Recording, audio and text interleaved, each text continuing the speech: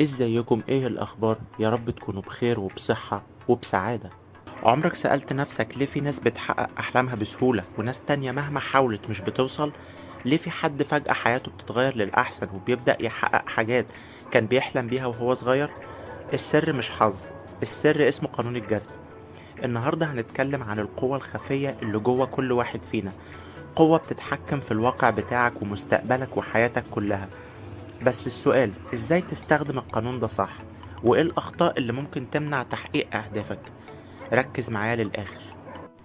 انا عارف انك شفت فيديوهات كتير عن قانون الجذب وسمعت كلام مختلف واراء مختلفة، لكن انا هحاول اقولك كل حاجة في الفيديو ده، وهخلي الفيديو ده اجابة عن كل الاسئلة اللي موجودة في دماغك عن قانون الجذب. وان شاء الله هيكون ده اخر فيديو هتتفرج عليه في قانون الجذب. مش هتشوف فيديوهات تانية بعد الفيديو ده، لأن الفيديو ده هحاول أخليه إجابة على كل حاجة. هو قانون الجذب ظهر إمتى؟ مين اللي قال على مصطلح قانون الجذب أو سمى الموضوع ده قانون الجذب؟ ظهر سنة 1877 في كتاب كان اتكتب عن طريق عالمة روسية اسمها هيلينا بلافاتسكي. خلي بالك إن قانون الجذب مش مثبت علميا قوي، لكن العلوم ليها حد معين دايما.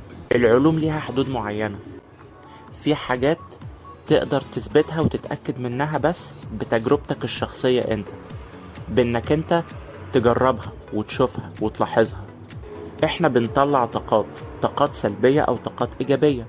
الطاقات دي بتكون عاملة كده زي الكهرباء اللي بتمشي جوه السلك.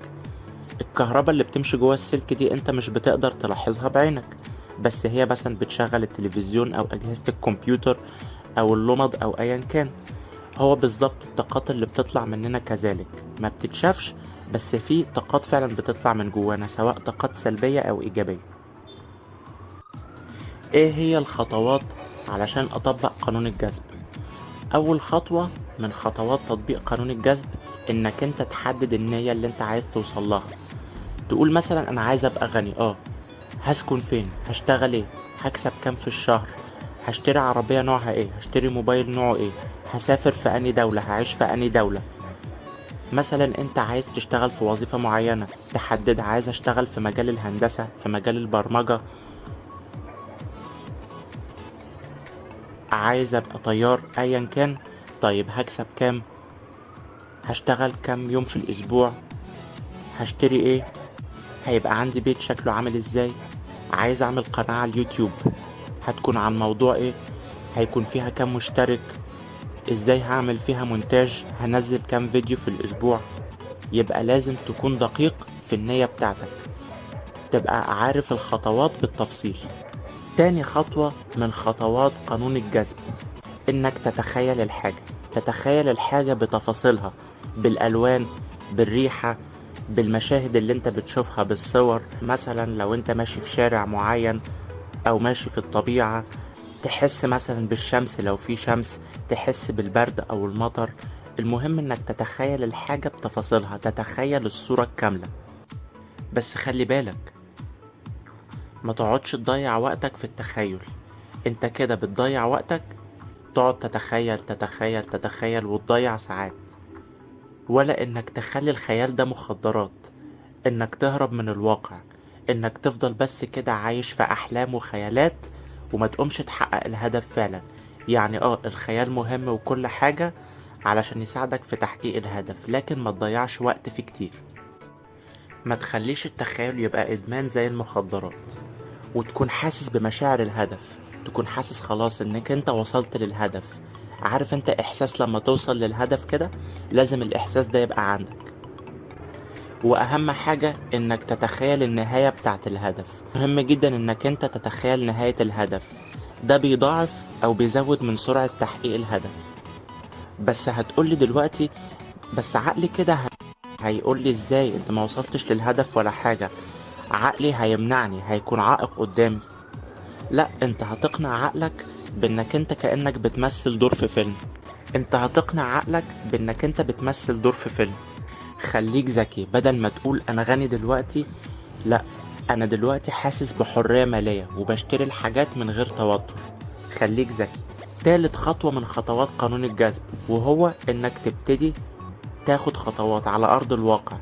تبتدي تسعى للهدف، تبتدي تذاكر للمجال اللي انت هتشتغل فيه او اللي انت نفسك تشتغل فيه، تبتدي تعرف ازاي تحافظ على الفلوس، ازاي تعمل فلوس. لازم تخرج بره بيتك وتبتدي تسعى. مفيش حاجة هتجيلك لحد عندك. قانون الجذب بيخلي عقلك زي الرادار، يلقط اي فرصة تيجي، وانت بقى طبعا بتاخد خطوات وتسعى علشان تحققها. ويمكن دي اهم نقطة في الفيديو كله، انك لازم تسعى. مش مهم الهدف هيجي امتى، يجي وقت ما يجي، اهم حاجة انك تسعى وتحاول مرة واتنين وتلاتة لحد ما الهدف ما يتحقق. ما تستعجلش الهدف. طيب اطبق قانون الجذب على هدف واحد بس ولا على كذا هدف عادي؟